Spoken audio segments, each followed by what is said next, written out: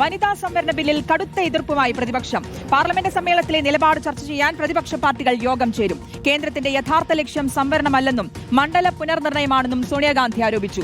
എംപിമാർക്ക് Congress whip നൽകി. മുഴുവൻ എംപിമാരും 16, 17, 18 തീയതികളിൽ പാർലമെന്റിൽ എത്തണമെന്ന് നിർദ്ദേശം. ദക്ഷിണേന്ത്യൻ സംസ്ഥാനങ്ങൾക്ക് തിരിച്ചടിയുണ്ടാകുമെന്ന നീക്കമാണ് കേന്ദ്രത്തിന്റേതെന്ന് CPM കുറ്റപ്പെടുത്തി. അതേസമയം ബില്ലുമായി മുന്നോട്ടു പോകാൻ തന്നെയാണ് കേന്ദ്ര തീരുമാനം. ബിൽ ഈ നൂറ്റാണ്ടിലെ സുപ്രധാന തീരുമാനമെന്നും ഇന്ത്യ പുതിയ ഇതിഹാസം രചിക്കുമെന്നും പ്രധാനമന്ത്രി പറഞ്ഞു.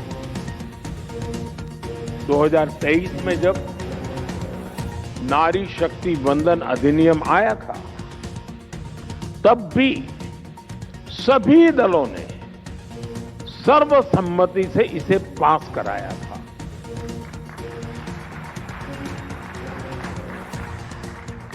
और तब एक सुर में ये बात भी उठी थी कि इसे हर हाल में 2029 तक लागू हो जाना चाहिए.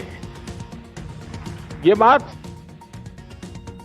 നോബൽ വാരിക്കാരൻ നൽകും വിശദാംശങ്ങൾ. നോബൽ, 21ാം നൂറ്റാണ്ടിലെ സുപ്രധാന തീരുമാനമെന്നാണ് പ്രധാനമന്ത്രി ഇതിനെ വിശേഷിപ്പിക്കുന്നത്. പക്ഷേ പ്രതിപക്ഷം കടുത്ത എതിർപ്പുമായി രംഗത്തെത്തുകയാണ്. എങ്ങനെയാണ് നീക്കം പ്രതിപക്ഷത്തിന്റെ?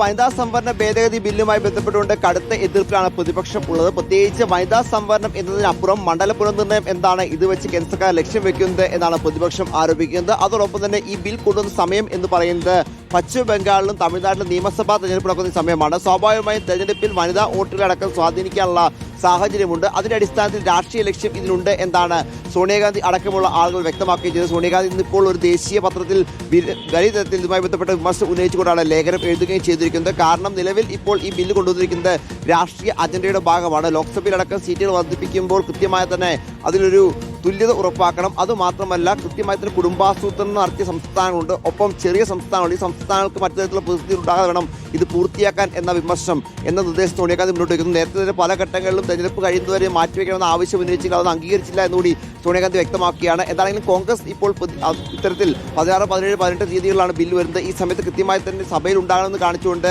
അംഗങ്ങൾക്ക്, ലോക്സഭാ അംഗങ്ങൾക്ക് 3 ലൈവ് വിപ്പ് നൽകിയിട്ടുണ്ട്. പ്രധാനപ്പെട്ട മറ്റൊരു കാര്യം എന്ന് പറയുന്നത് പ്രതിപക്ഷ പാർട്ടികൾ മറ്റന്നാൾ ഈ വിഷയം ചർച്ച ചെയ്യാൻ വേണ്ടി യോഗം ചേരുന്നുണ്ട് എന്നാണ്. കാരണം കഴിഞ്ഞ ദിവസം കോൺഗ്രസിന്റെ പ്രവർത്തക സമിതി യോഗമുണ്ടായിരുന്നു. ആ യോഗത്തിൽ ബില്ലിനെ പൂർണ്ണമായി എതിർക്കണം എന്നതിനാണ് നിലപാട്. സ്വാഭാവികമായും പ്രതിപക്ഷ പാർട്ടിയുടെ കൂടി ഒപ്പം നിർത്തിക്കൊണ്ട് വേണം ചെയ്യാമെന്ന നിലപാട് കോൺഗ്രസ് ഉണ്ടാക്കിയ അടിസ്ഥാനത്തിൽ മറ്റന്നാൾ മല്ലികാർജ്ജുൻ ഖാർഗെ വിശാലമായ പ്രതിപക്ഷ പാർട്ടി നേതാക്കളുടെ യോഗം വിളിക്കും എന്നാണ് വിവരവും ഉള്ളത്. അതേസമയം പ്രധാനമന്ത്രി ഇന്നും ഇപ്പോൾ വനിതാ സംവരണ ഭേദഗതി ബില്ലിനെ വാനോളം പുകഴ്ത്തുന്ന കാഴ്ച നമുക്ക് കാണാൻ കഴിഞ്ഞത്. പ്രത്യേകിച്ച് വനിതകളുമായി സംബന്ധിച്ചപ്പോൾ ഈ നൂറ്റാണ്ടിലെ ഏറ്റവും വലിയ തീരുമാനമാണ് വനിതാ സംവരണ ബിൽ എന്നാണ് പ്രധാനമന്ത്രി വ്യക്തമാക്കിയിരിക്കുന്നത്. വനിതകളെ ഭരണരംഗത്തടക്കം മുന്നോട്ട് കൊണ്ടുവരിക, വനിതാ ശാക്തീകരണമാണ് ഇതുവഴി ലക്ഷ്യം വെക്കുന്ന അടക്കമുള്ള കാര്യങ്ങൾ പ്രധാനമന്ത്രി വ്യക്തമാക്കുന്നു. അതോടൊപ്പം തന്നെ 2029 സംവരണം പൂർത്തിയാക്കണമെന്നാണ് എല്ലാവരും ആഗ്രഹിക്കുന്നത്. നേരത്തെ തന്നെ പ്രതിപക്ഷ പാർട്ടികൾ മുൻപ് 2023 ഈ ബില്ല് വന്നപ്പോൾ പ്രതിപക്ഷാംഗങ്ങളൊക്കെ പൂർണ്ണമായി ഇതിനെ പിന്തുണച്ചിരുന്നു. പ്രതിപക്ഷവും ബില്ലുമായി ബന്ധപ്പെട്ട് ശ്രമങ്ങൾ നടത്തിയിട്ട് സ്വാഭാവികമായും ഇത്തവണയും ഈ ബില്ല് വരുമ്പോൾ എല്ലാവരും ഒറ്റക്കെട്ടായി പിന്തുണയ്ക്കണമെന്ന ആവശ്യം കൂടി മോദി മുന്നോട്ട് വയ്ക്കുകയാണ്. പക്ഷേ അതേപോലും ഈ സമയം പോലും ഇതിൽ കൃത്യമായി തന്നെ ഒരു രാഷ്ട്രീയ ലക്ഷ്യം ഇതിൽ BJP ഉണ്ട് എന്നാണ്